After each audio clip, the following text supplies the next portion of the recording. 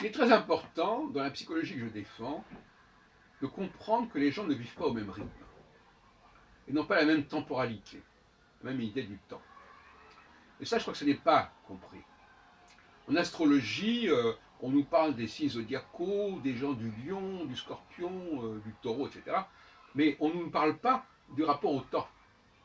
Or, l'intérêt justement de parler non pas des signes zodiacaux, mais des planètes, c'est que ces planètes, elles ont un rapport au temps, comme l'a très bien montré l'astrologue Jean-Pierre Nicolas, qui est né en 1928 ou 29 et qui a maintenant plus de 80 ans, plus de 90 ans maintenant. Et nous avons actuellement des astrologues, des grands astrologues qui sont toujours en vie, comme Nicolas et Barbeau, qui est né en 1921, qui va sur ses 100 ans. Et donc, la psychologie, alors je crois que Nicolas n'a pas pour autant développé l'idée d'une psychologie planétaire, hein, au sens de rapport au temps.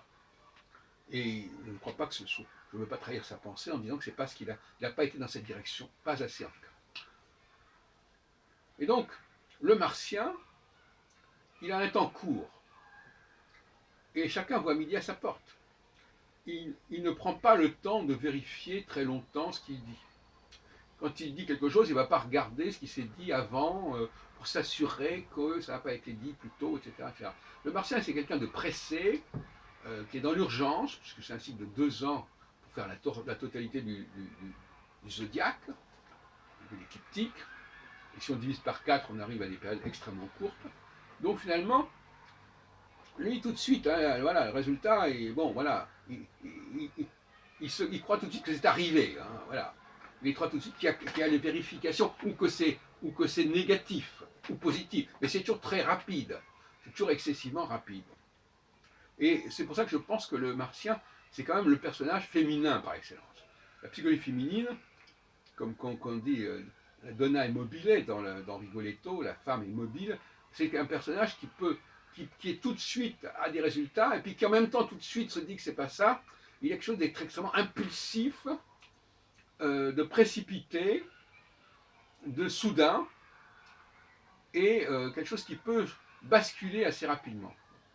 En revanche, lorsqu'on passe à Jupiter, et encore plus à Saturne, on a des personnages qui mettent plus de temps à réfléchir, à cogiter, à ruminer, comme dirait Nietzsche. Et donc là, le temps n'est pas le même. Et évidemment, Jupiter met 6 fois plus de temps pour faire le tour du zodiaque que Mars, et Saturne met 15 fois plus 14 fois ou 15 fois plus de temps que Mars. Donc c'est des personnages qui ne vivent pas dans la même temporalité carrément, hein. Voilà, il faut dire les choses comme elles sont. Et de là des malentendus, bien évidemment. Et la femme vit dans une temporalité extrêmement courte. euh, et les problèmes que la femme met en avant, de toute façon, sont des problèmes liés à sa situation, à sa condition propre. Pourquoi elle parle tout le temps de l'égalité? Quand quelqu'un parle de l'égalité, c'est dit moi, je ne suis pas comme les autres. Donc la priorité, c'est de moi, de me mettre au même niveau que les autres. Donc c'est constamment focalisé sur sa condition à elle. Alors ne disons pas que les femmes n'ont pas une identité collective. C'est ça aussi le débat. Le grand débat, le vrai dilemme, c'est est-ce que les femmes constituent un groupe à part entière? Oui, moi je dis oui. Parce qu'elles ont ce point commun martien, cette espèce de rapport au temps qui est très particulier, très bref, très court, très limité. Et par conséquent, bon, bah, elles revendiquent leurs propres intérêts, leurs propres enjeux.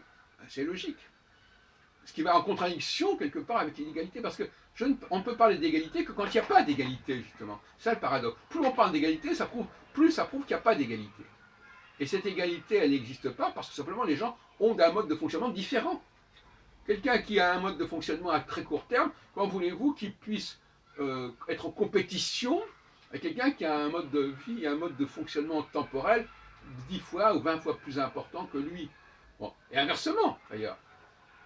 Donc ce sont des mondes qui fonctionnent sur des trajectoires totalement différentes, avec des modes de raisonnement totalement différents.